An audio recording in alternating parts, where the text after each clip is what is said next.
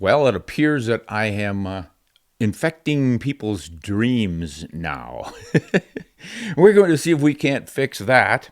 And we're going to discuss the 280 Ackley Improved and put it up against some competitors and try to figure out which one is going to last longer in the market. And somebody over in Africa doesn't feel recoil and wants a 460 Weatherby Magnum. Let's dive right in.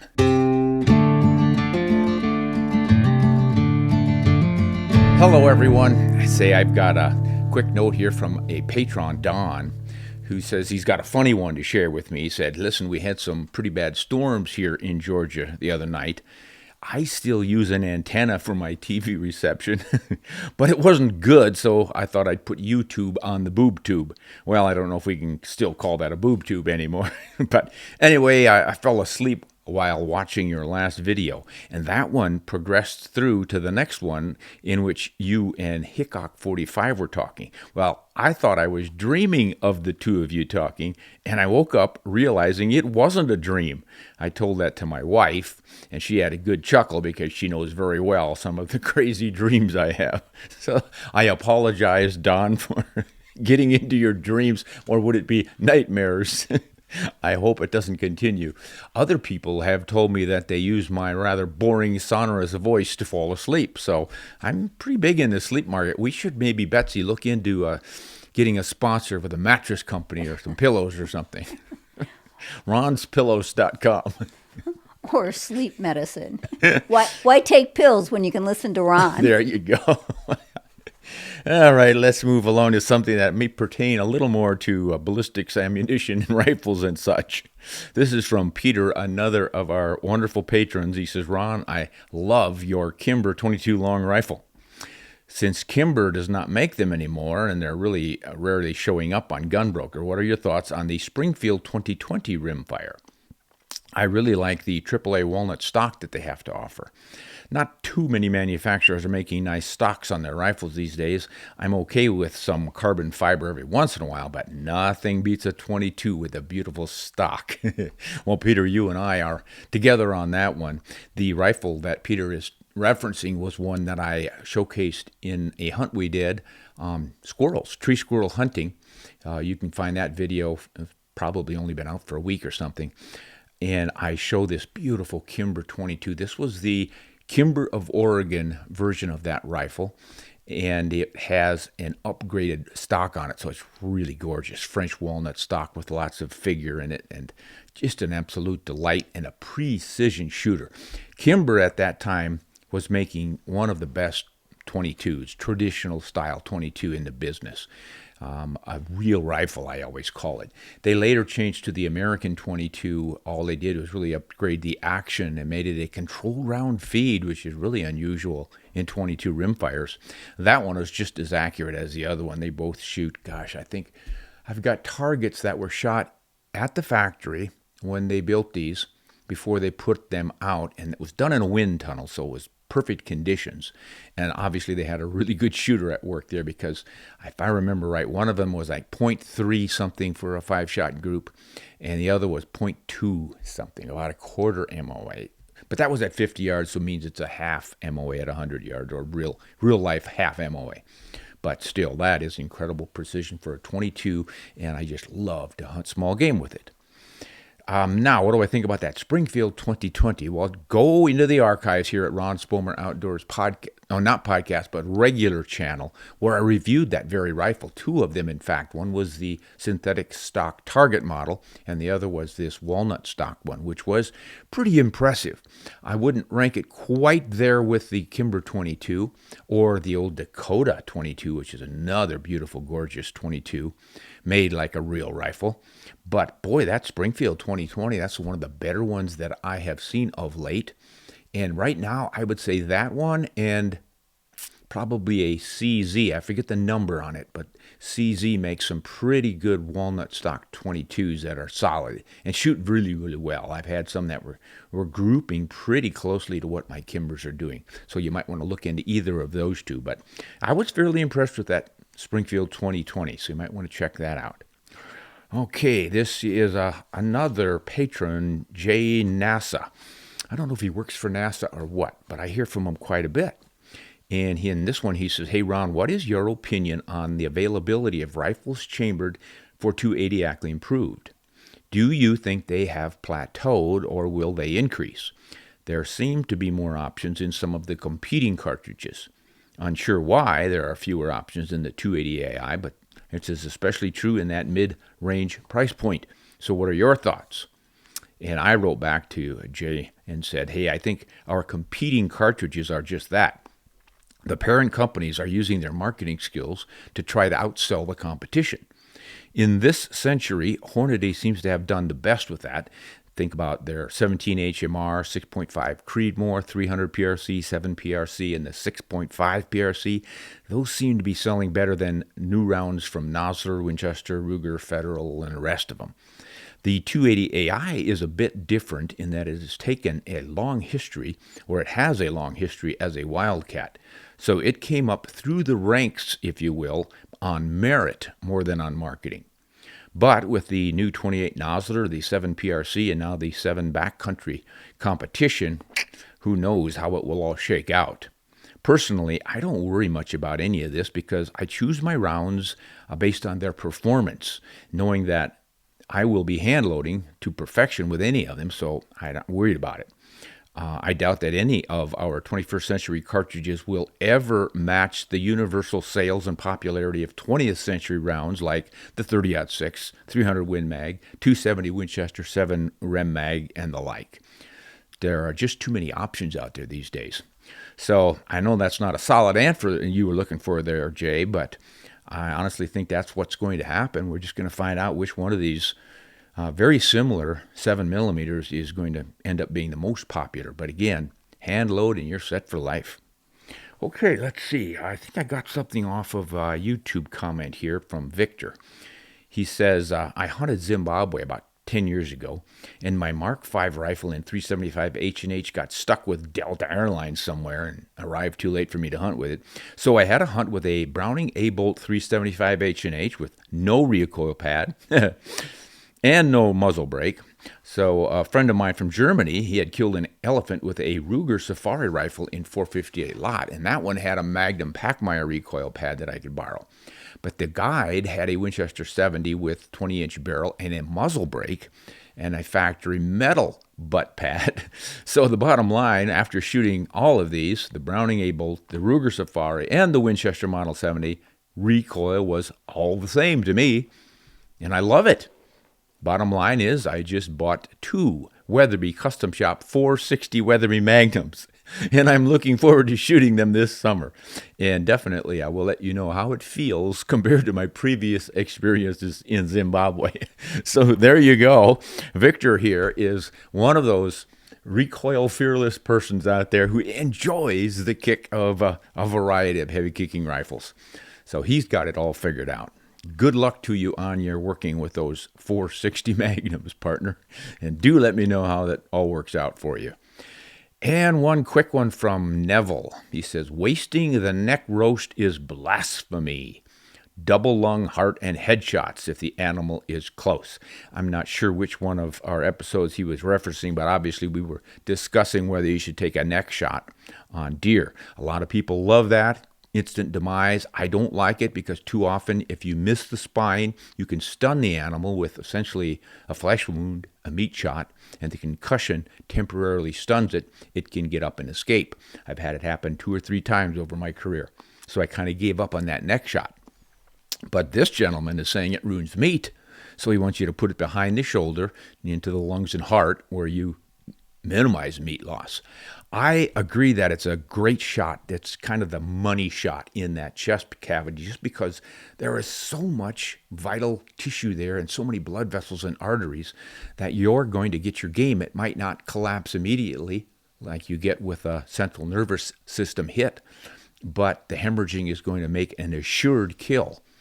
Almost every time. You know, there are a few freak occasions where the bullet just doesn't manage to damage enough blood vessels to create hemorrhaging and the animal gets away, but usually there's a good blood trail and they expire within a few seconds.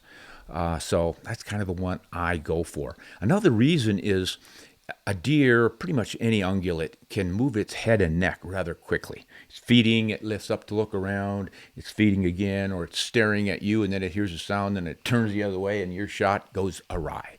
With that chest shot, that's probably the last thing to move. Bow hunters, of course, know that a deer can duck. So they're not really ducking when they hear the sound of the bow going. It's just what they do to spring forward to get away. They hear the noise, it spooks them, spring, and that ends up ducking their body a little bit to get that spring tension in their legs, and then the arrow shoots over. You're not going to get this with a rifle. The bullet's there long before the sound, but that's why that chest shot is just so good. It's just a money shot. You got a large target. So if you get excited, you flinch a little bit, or you judge the range a little bit wrong, you got some room for your bullet to still get into the vitals. All right, now don't have many there that I filed up, but Betsy said she's got a lot of them that she pulled off of. Where did you get these, Betsy? Again, the website? Correcto. Yeah, she's been complaining that we're getting way too many questions on our comment section on the website. No, I'm not complaining. We're not answering them as soon as we should. That's what you're complaining about. The complaint was lodged against me for not answering all these because I'm so busy with answering questions on patrons and getting all my other work done that I just don't see that comment section. It doesn't pop up the way Patron does. Patrons ring my bell and I hear it. So, at any rate, she's got a bunch. We are answering them as soon as we can. Pardon? We are answering as many as soon as we can. Yeah, absolutely. But here we go. Let's answer these. This is from Rodney. Hello, Ron. Keep up the good work. I recently watched one of your podcasts where you were comparing Melvin Forbes' Nula rifle versus the new Wilson Combat Nula rifle. You mentioned that the original Nula rifles were fitted with Douglas barrels and it was a cut rifled barrel. Well, as the new owner of Douglas barrels, I wanted to let you know that all Douglas barrels have always been button rifled. So I had that one wrong. A fun fact to know is that we are the oldest barrel company in the USA, being a young 76 years old. We created the original button rifled barrel, and we were the company that patented the concept, which we later sold to Remington. Anyway, for the last 2 years, we have invested heavily in new equipment and have merged the time-proven old manufacturing process with new technology, and we continue to produce one of the best custom rifle barrels in the industry. I like to say a legend has been reborn, and soon you will see more of us on social media and traditional advertisements. Please know that you have an open invitation to come visit us anytime. And if you need a new barrel, give me a call and I'll take care of you at no charge. All right, finally. And I'll deliver you a barrel quickly with an industry-leading 4-week lead time from the time of order. I'm a big fan of Ron and your programs. I have an old Hemlock English setter as well. Boy, Rodney, you really know how to get on my good side here. Buying me off with barrels as well as English setters. We are definitely going to have to get together. In fact, Betsy put this on the Let's Get This Done agenda. It would be really fun to go to see his facility and watch how they make these barrels, huh? Where are they? Where are they? I don't know. I will get a hold of Rodney and figure it out. It says here he's in Pennsylvania.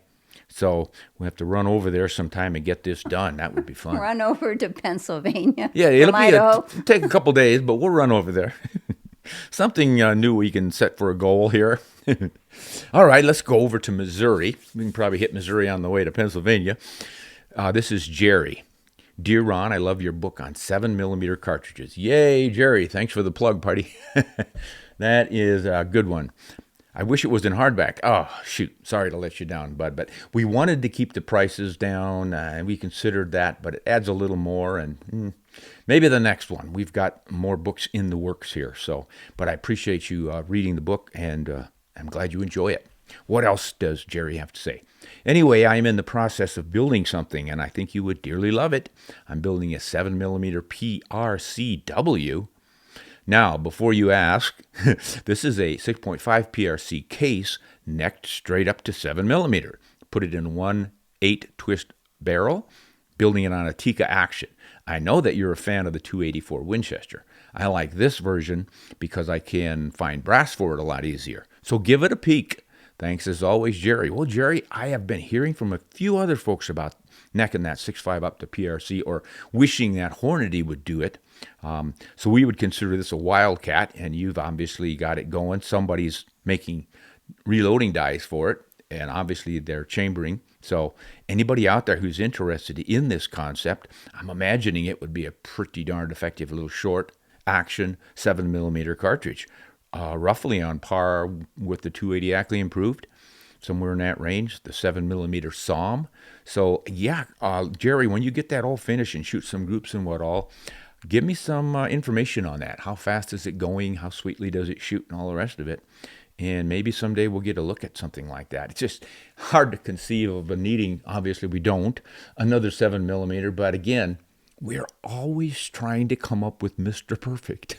That's just the nature of the human animal. And I know we don't need to do it, but I hope it never stops, because eventually somebody's going to find just the perfect combination.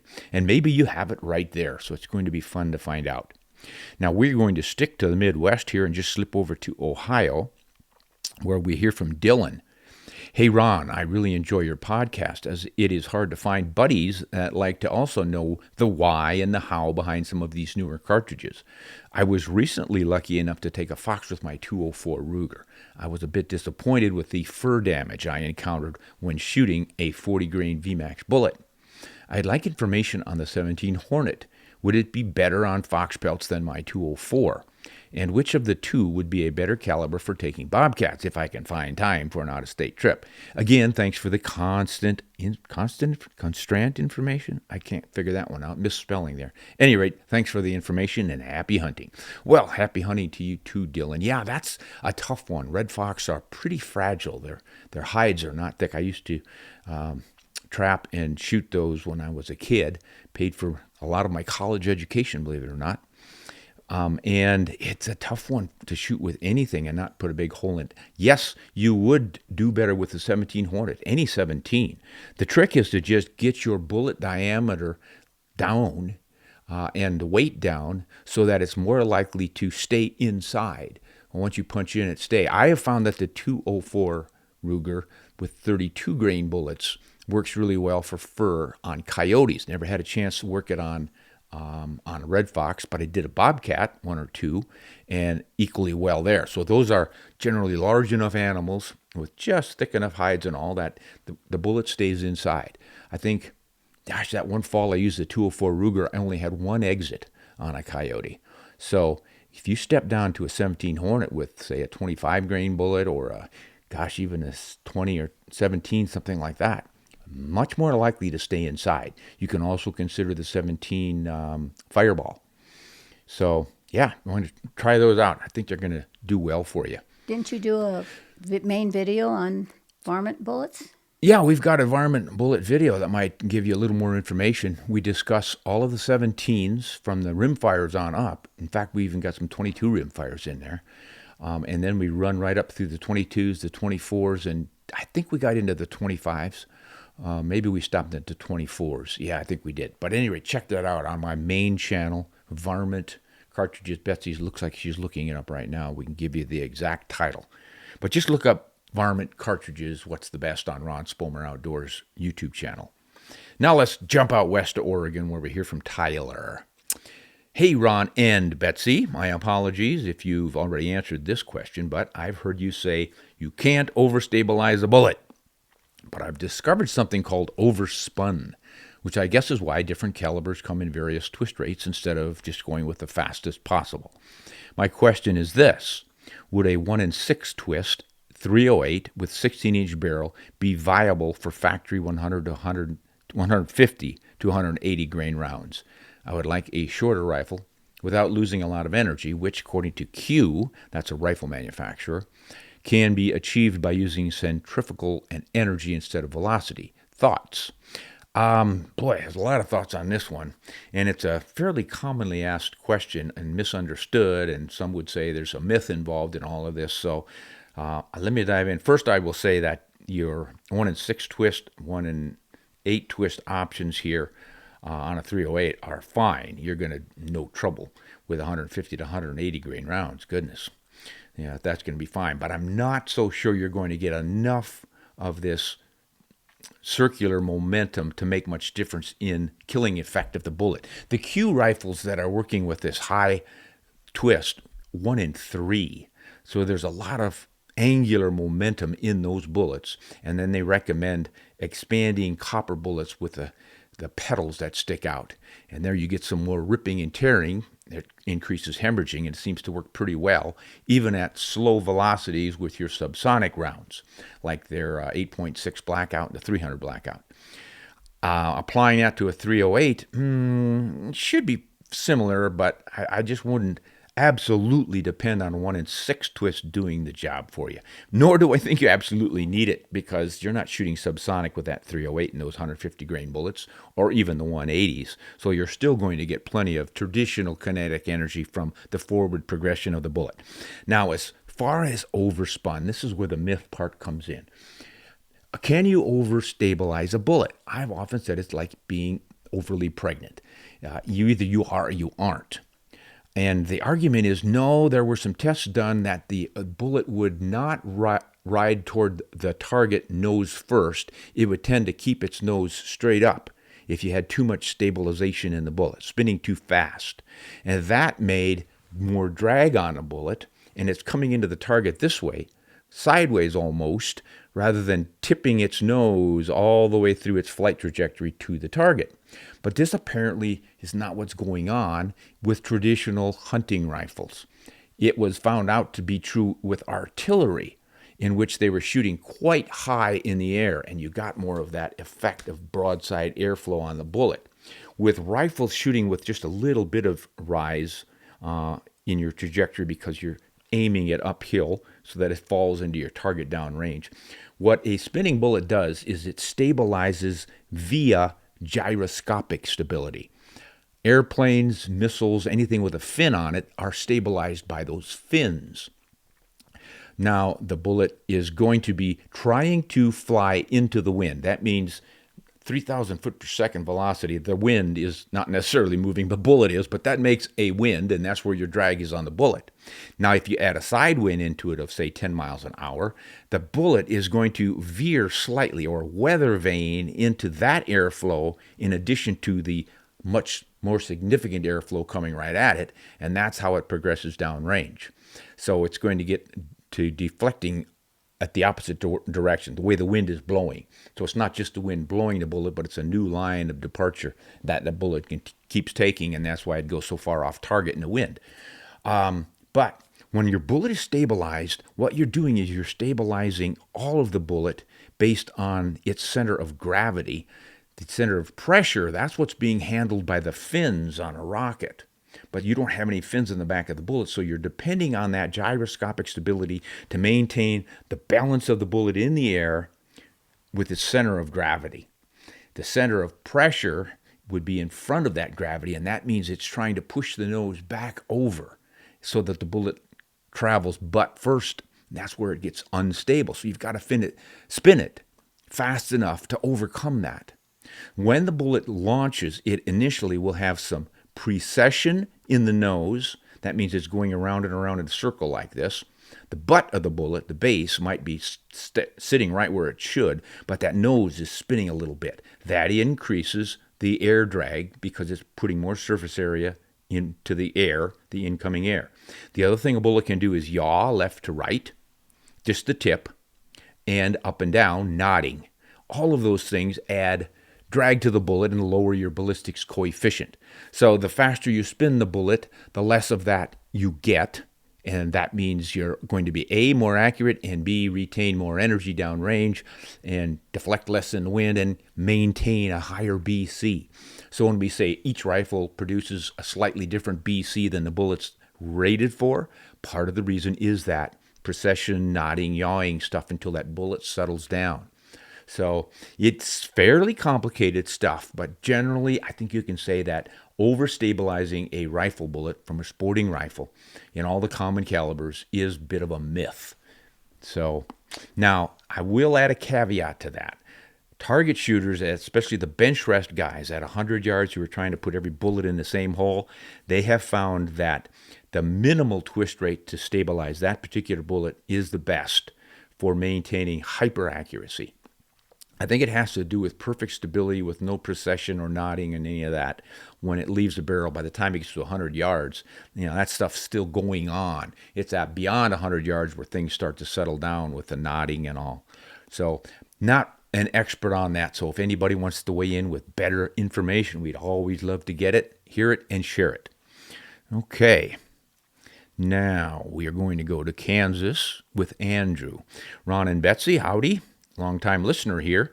First of all, I want to thank both of you for the incredible amount of information you freely give out on a weekly basis. Well, we appreciate that, and we thank you for listening, Andrew. Each episode is definitely a highlight of my week. I was wondering if either of you had any information or stories about a gun writer named Edward Matunis. I believe he was a manager at Winchester, a gunsmith, reloader, author, and ballistician. I have a couple of his books, including American Ammunition and Ballistics and Modern African Adventures. I've also read that he was a good friend to Chub Eastman. But overall, there seems to be little information about Mr. Matunis on the World Wide Web. Most everything I find is just links to his books and articles. Now, I'm curious because about 15 years ago, I purchased a Ruger RSM 375 H&H from a man in Colorado at a gun show, and he said it belonged to Mr. Matunis. The rifle came with a copy of Modern African Adventures, and on the first page is written to Andrew, the man from whom I purchased the rifle. So Andrew bought a rifle from Andrew, which was signed by Ed Matunis. And it's signed Ed Matunis, and it lists the serial number of the rifle. The rifle is shown on the cover of the book. Wow. Shows Matunis a buffalo and a PH. The rifle also came with a piece of notebook paper showing 3 hand loads that he developed for it using Swift A-frames and nozzle partitions. Boy, you got a lot of history here, Andrew. It also shows a list of animals taken with those loads. Being obsessed with African hunting for most of my life, I was just happy to finally have a 375 H&H. But as I got older, I've begun to appreciate the history of this rifle and would like to know more about the man who carried it. Thank you again, sir and ma'am, for your work. Keep it up. Oh, thank you, Andrew. I don't have a lot of information on Ed. I remember seeing his articles all over when I was younger, and I do know that he worked for Winchester. I'm not exactly sure what his position was. I believe he was in the, you would call it the PR section or the information and education section, along with my dear deceased friend John Madsen. John Madsen was one heck of a writer. That man could turn a phrase and just capture the essence of why we love to hunt and shoot. And he worked with Ed. So I'm thinking Ed was doing similar things. They were putting out all kinds of fun information about not only hunting and shooting and ammunition, but good wildlife conservation. But beyond that, I just don't know much about what happened to Ed. And how I would cover that, I don't know. If anyone out there was working at Winchester in those days, or was in the publishing industry perhaps, and knew Ed, boy, we'd love to hear from you guys. What happened to Ed, and what else could you tell us about him? Are there any resources for some biography on the man? There were just so many great writers back in the middle of the 20th century, which would have been when Ed was going, that it's hard to keep up on all of them, but it's some really fun stuff when you do. So thanks for that, Andrew, and good luck. I hope you can find out a lot more than I was able to dredge up for you. Now we're going to go to Nevada. Spencer, I watched your video on the 7mm backcountry. Because it is a steel case, does that mean it is not reloadable like other steel cartridge cases? I also found a deal on a Ruger in a 7mm 08, and I bought cartridges with 139 and 140 grain bullets from 3 different manufacturers, and I'll try them out when it gets warmer. It's cold, and I'm old. But I bought all the reloading supplies for it. I already have 7mm in different cases, so I got a 7-rem mag, a 757 Mauser, so I have different bullets to try. So thanks for the videos. They're great. Sorry I can't subscribe due to YouTube deleted my login, and I've never been able to restore it. At least I can ask you questions on your page. Thanks. Well, you're certainly welcome, Spencer. I'm not quite sure what YouTube deleting your login means. I don't understand a lot of this internet stuff. I get lost all the time and have to be led by the hand by an 8-year-old or somebody to figure things out. Betsy does a pretty good job of it, but No, I'm completely lost most of the time. What I do yeah, want to say is, I think we're both beyond the age where we can figure this stuff out. well, on TikTok, there's somebody who is logged in as you, and we can't log in and do a TikTok account. And if you see one, it's not us. And I don't know how to resolve that issue, but I'm going to find out. The fake TikTok Ron show, huh? Yeah, we have been hijacked several times. I think on YouTube a couple of times people have started another Ron Spomer Outdoors page. YouTube, and all they do is steal my stuff. And I guess that's where these scams come in, where they're saying, hey, you want a new rifle from Ron Spomer Outdoors, just send me your banking information and I'll get it to you. Yeah, you'll get stuck all right.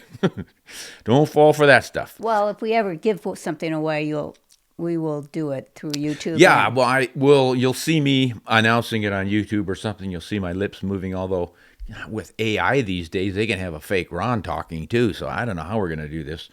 I don't know, but we are thinking about having some prizes like that, so it would be kind of fun.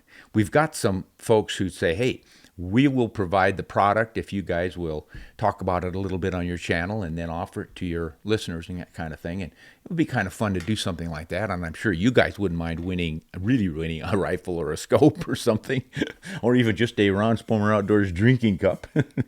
I don't know. There's so many of these drinking cups around. I can't imagine anybody wants to buy any more. But if you do, we have a few around. You'll be the only one in your neighborhood with a Ron Spomer Outdoors. What do you call these things, honey? These metal thermal cups. Mugs. Mugs. Here's the mug. Here's the mug. Okay. Now let's go to Nebraska. I love Nebraska. One of the finest grassland wildernesses left in the country.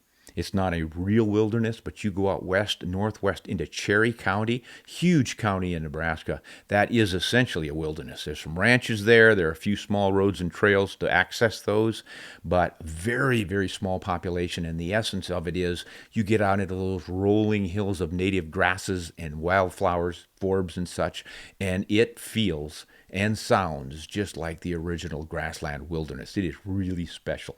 Great place to hunt sharptails, prairie chickens, mule deer, pronghorns, some whitetails in the draws and such. Wonderful place.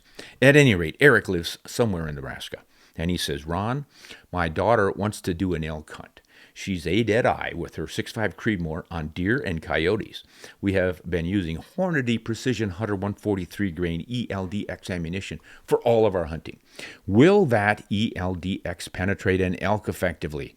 The last thing we want is to lose an animal because of poor bullet selection.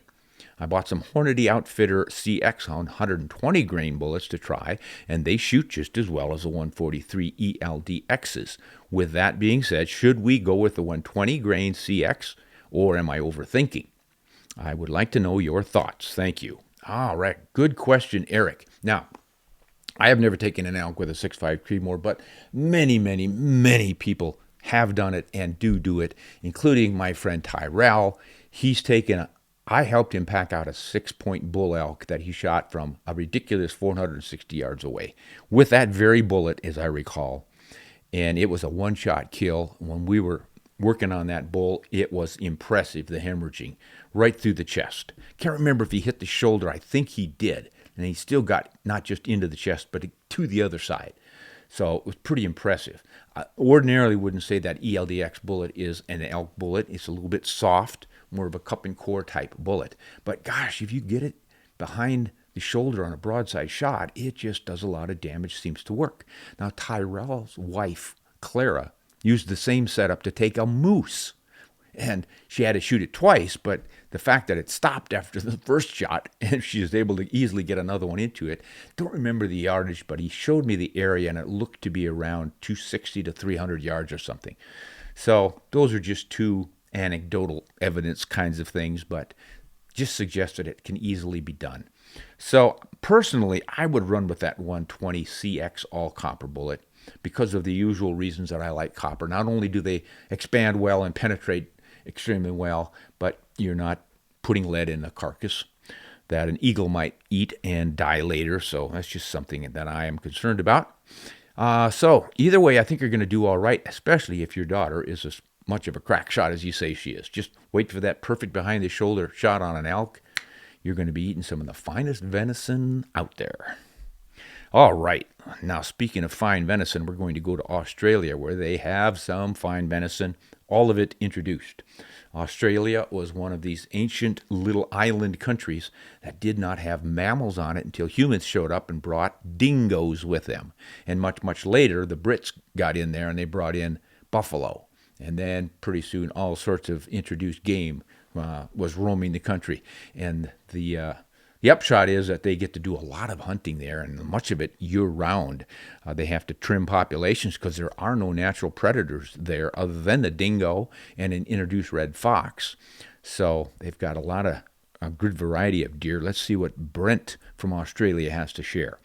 Hi, Ron. I absolutely love your YouTube channel. I'm currently looking at purchasing a Browning X-Bolt Hunter in .223 Remington. I'm curious to know your thoughts on this rifle. Cheers. Well, Brent, the rifle, I think, is a great rifle. I have always been impressed by the X-Bolt from the very first time I saw it, which was at a writer event at which they unveiled it. They said, guys, look what we made. They took the A-Bolt, which I was using at the time with great success, and they just trimmed it down a little bit, made a few small improvements, and overall what they came up with was a slick cycling rifle with a great trigger. And it's very slim and trim, and I love that in a hunting rifle. I don't want a big, fat, bulky thing. And they've really kept it down. Great reputation for accuracy, consistently, and comes in every flavor imaginable. So the other thing I would say is .223 Remington, yeah, great all-around cartridge. I know Australians love that one because of the varmint control work you have to do there. There are guys, I understand that there are guys who actually make a living culling to protect sheep from those red fox and crops from overindulgence from kangaroos, I guess. So there's a lot of .223 work being done over there, and it's efficient because it's a relatively mild shooting cartridge. It has enough reach and range, and if you have precision shooting involved, it's going to take the animal out. So I think you're going to be in great shape with that one. I wouldn't hesitate to recommend the Browning X-Bolt Hunter bolt action rifle. Nova Scotia, we're kind of covering the globe today. Sean in Nova Scotia says, Ron, I'm looking at a Weatherby Mark V Camilla for my wife. That is a Weatherby rifle with stock lines designed to better fit women. I'm looking for it for my wife, and I'm having a tough time choosing between the 6.5 Weatherby RPM and the 280 Ackley Improved. She will mainly be hunting whitetail, but looking to make a trip for elk. Please provide any advice. Thanks, Sean. Yeah, Sean, I think you're on the right track here with either one of those. I think I'd give the nod or the edge to the 280 Ackley Improved if she's going to be stretching out for some elk. And if she ever goes after moose, be a little bit better too. That's not saying the 6.5 Weatherby Magnum's not going to be up to the task, but you're probably looking at a top-end bullet weight in that of about 150 grains. They may have a few that are a little bit heavier now, but with the 280 AI, you can easily step up to 175, even 180 grains if you have the twist rate. And that's getting right up there to what we consider a pretty good, hefty, and large diameter, roughly, elk projectile. Not that the 6.5 can't work, but I think I'd lean to the 280 myself. But then remember, I'm kind of a 7mm guy. I have a bias, but I do have several 6.5s. In fact, we should count them. I've got a 6.5 Creedmoor. I got a 260 Remington, a 6.5 PRC, a 6.5 30-06, and oh boy, 6.5-06, do I? No, it's a 6.5 280 Ackley Improved. Took a 280 and necked it down to 6.5. That's a little different. That's a screamer too. And then 6.5 PRC, don't have a 264 Win Mag. I guess that's it. That's all I've got. Not much, see? One man, one gun. Beware of the man with one gun, and I'm not him. Dylan from Wisconsin. Say, Ron, you often say, fear the man with one gun. Well, here we go. For he knows how to use it. I know that neither of us will ever have just one gun, but what would you have for your 4 main guns? A large centerfire, a shotgun, a rimfire, and a pistol. As for me, I'm living in Wisconsin, and I would choose a Savage in a 25-06 Remington, a Winchester SX4 12-gauge, a Mossberg in a 17 HMR, and my Red Hawk 41 Rem mag. Love the show. Hope you're surviving the cold spell, Dylan. Yeah, we're surviving, Dylan. We're getting pretty itchy for some spring weather, and it's starting to come. It snows a little bit every day, and then it melts, and then it snows, and then it melts. And I do a little bit of shoveling, but today I just let it melt. But let's get back to our guns here. Yeah, and you're going to do fine with what you have there. That 41 Rem mag is a little bit different. I actually hunted with one back in the day. I don't know that I ever got anything with it, but if you take a careful look at the 41 Remington Magnum, you realize that it's awfully close to the performance of a 44 Remington Magnum. It's just not anywhere close to as popular. But just think, if a 44 Rem Mag can do it, the 41 can do it. And then the Mossberg 17 HMR. Gosh, I love that 17 HMR. It's a flat shooting little rimfire, but a little bit explosive on small game, and that's primarily what I use my rimfires for, is small game hunting and or target shooting. So it's a little more expensive for the ammunition for the target shooting. So much as I love it, I tend to stick with the 22 long rifle for my rimfire. That's my pick for the rimfire. For the handgun, 41 mag, I just don't hunt that much with handguns. Use them sometimes for a backup. Of course, your carry gun for self-defense is quite different from what we're talking about here for hunting. But I think a 10 millimeter is just really popular these days. It has become so as a bear defense tool. It's been proven to work with hard cast bullets, heavy for caliber hard cast. But you can also stick with your standards and use it for home protection if you want, or hunting. So I think I'm going to run with the 10. Go with the 10 millimeter on the handgun. Now for the shotgun, much as I love the 28 gauge and the 20 gauge, I will have to admit, for one shotgun, you are much better off with the 12 gauge, especially shooting steel shot and going after waterfowl. You can use TSX shot, the super heavy tungsten pellets. Oh my gosh.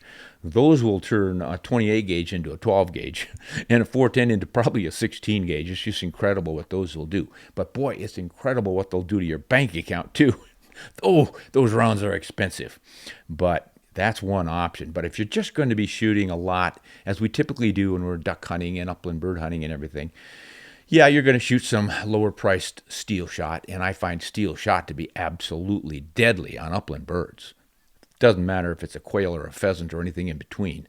I'm no question that those work. Waterfowl, little farther out there quite often, a little bit, say, tougher bird because of all the dense under feathers that they have, and then you get up into the geese and you got a big animal. I think there you're probably going to need a little bit more, so the 12 gauge is going to do the trick for you. I'd go with the 3-inch. 3.5 inch is just too brutal for me. Now on that centerfire rifle, I'm going for a more versatile cartridge. Much as I love the 25-06, and of course you're in Wisconsin shooting whitetail, just fine. You can even use it on elk, but I am going to be hunting moose and bears and going to Africa and all kinds of things. So I'm going to roll with either 300 Win Mag or 7 Rem Mag. And I know I'm not going to be able to use either one on a buffalo, Cape Buffalo. So from Eland on down, I've taken them with the 7 Rem Mag, as well as the 300, both the 300 Win Mag and the 300 H&H. So I'm going to go with my good old favorite 7 Rem Mag on that one. But yeah, I think you did well for where you're hunting, what you seem to be doing here. But that's what I would do.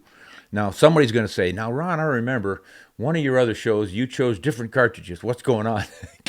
Guys, I just make this stuff up as I go. I'm thinking right now, today, the way I'm thinking, those are the ones I would pick. Now, if you come see me in the fall, you'll probably see me walking around with a 28 gauge or a 28 gauge for birds, even on ducks sometimes. And who knows what rifle I'll be shooting. Probably my 757 SD10 Park West Arms single shot, because I'm absolutely in love with that sweet little baby. Oh, it's all fun and games, guys. All fun and games. Well, I guess that's about all the questions that you've got dredged up for me, Betsy. You got anything you want to tell the world? Didn't we have a question on the stealth, the level thing? I didn't see a level question in here. Betsy said there's a question about leveling scopes. Maybe I missed it. Oh, here it is. Yeah, right. I did skip over it. All right, here is another one from Robert in Jamaica. Talk about going around the world. We've been to Australia, up to Canada, down to Jamaica. Woohoo! Just need to hear from somebody in Asia yet. Well, Robert says Ron can be seen in this linked video about rifle cant. I haven't looked at the video, obviously. And its importance in long-range accuracy. It leads me to this question. Should scope manufacturers not offer, as an option on long-range scopes, a built-in, meaning seen in the reticle, level, as opposed to what's currently available, exterior mounted bubble levels? I feel that many times the faster and accurate shot can be placed before a game animal moves from an optimal location is going to improve a hunter's success rate. It strikes me that an external device must require that the shooter would be required to shift his focus from the target in the scope to off the scope to see the bubble on the outside. Then a refocus back to the reticle view with the hope that a shift in cant doesn't occur when you make that move. Oh boy. I believe the cant can be responsible for many non-optimal shots in my career, and at times many non-lethal shots that led to failed recoveries. Having the ability to reduce this negative variable from a number of challenges being faced when deciding to take a long shot in not perfect conditions, across the canyon, winds, fading light, requiring a speedy shot, any device that could reduce your mental check boxes and speed up taking that perfect shot. Oh boy, that pretty much covered it. But see, you've got a couple of issues coming up here. You're going to get dinged on from listeners. They're going to say, why are you taking a less than perfect shot? You shouldn't be shooting if you don't know you're going to have a perfect shot and make it. So I don't want to chew you out here, but I just need to point that out. You're kind of grasping at straws, it seems to me, a little bit. Now, I do agree that it's handy to have that bubble level where you can instantly access it. So the good news is there are at least one company, and I think now two, but the one who started it was Stealth Vision about 3 years ago. Stealth Vision put a bubble in the eyepiece. So when you're looking and you see your reticle and your target, underneath at the bottom of the reticle, there is a bubble level. So it's just a quick little glance down to see if it's level. Not only that, though, but they've put an electronic light up in it. So if you're candid and you move it straighten up until you're less than 1 degree from perfect, a green light will come on. The bubble will turn from white to green. So really all you have to do is concentrate on your target, and if you see some green light in there, you're level, and you get that shot without the cant dropping your bullet in a different spot than you had anticipated. So it's out there, Stealth Vision. Don't remember, I heard at the SHOT Show another company was putting those in. But Stealth Vision started it. I have shot those scopes, and they do as advertised. I was down in their operation, and they took me out to their shooting range, set me up with a rifle, several of them actually, and had me shoot out to 1,200 yards. It's not something I do every day, but perfect conditions, was no wind, and I was shooting sub-MOA all the way out to 1,200 yards. If I remember right, I got something like a 4-inch group at 1,200 yards with a 7 PRC. Crazy. But that little green light made it so easy. And once in a while, I would notice that the light wasn't on, and oh my gosh, I'd look, and I was canted. I didn't think I was canted, and that's when I was sitting on a bench. Imagine what it's like out in the field. You're on a mountain ridge, and you plop down quickly to get that shot. When you're lying down like that, it's easy to cant your rifle because your head's no longer level. So, yeah, something to be said there. They're out there, Robert, so look for those. And again, make sure you've got a good, solid shot. Don't take some hasty, bad light, long-range shot that you're not 100% sure you're going to make.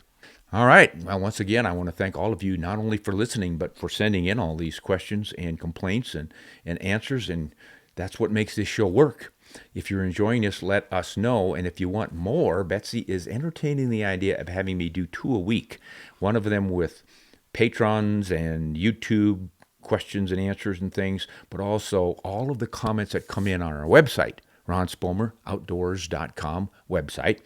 Not only can you find a lot of blog material there, hundreds of blogs on various topics like this, but also you can make comments and ask us questions on there. And Betsy has been finding lots and lots of those that I just haven't gotten around to, so busy with these other things. So she's thinking she'll just have another podcast show.